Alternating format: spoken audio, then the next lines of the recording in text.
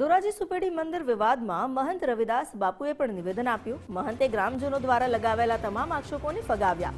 તેમણે કહ્યું કે મંદિર સનાતન ધર્મનું અને સર્વ સમાજ માટે ખુલ્લું સ્થાન છે। વિવાદ વધતા મંદિર પરિસરમાં પોલીસ બંદોબસ્ત ગોઠવવો પડ્યો। ગ્રામજોને મહંત વચ્ચેનો વિવાદ હવે વધુ ઘેરો બન્યો છે। ગામના લોકોએ ચૂંટણી બહિષ્કાર અને ગામનું બંધનું એલાન કર્યું છે।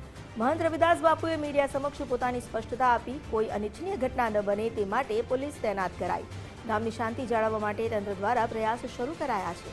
મંદિરની ગરિમા જાળવી રાખવા માટે પોલીસે તપાસ હાથ ધરી। તો આ સનાતન મંદિર છે, અહીંયા બંને ટાઈમ જે 56 ભોગનો ભોગ પધરાવવામાં આવે છે, એમાં જે મંદિર પરિસરમાં પ્રથમ આવેલા હોય, અમે કોઈને જ્ઞાતિ પૂછતા નથી, એમના હાથે જ ભગવાનને અમે જમાડીએ છીએ। બીજું, અહીંયા બંને ટાઈમ અનક્ષેત્ર હાલે છે અને રોજ માટે મનોરથ હોય છે ધજાજીના। તો અહીંયા વિશેષ જેટલા મનોરથ થઈ ગયા એમને પણ આપ પૂછી શકો છો કે ભાઈ અહીંયા કોઈ બીજા ટેબલ મુકાતા નથી। એક ટેબલ ઉપર મનોરથી સર્વ ભક્તગણ અને હરેક જ્ઞાતિના, અને હું પણ સાથે એ ભોજન પ્રસાદ લઉં છું। એટલે વિશેષ આ મંદિરમાં કોઈ ભેદભાવ નથી।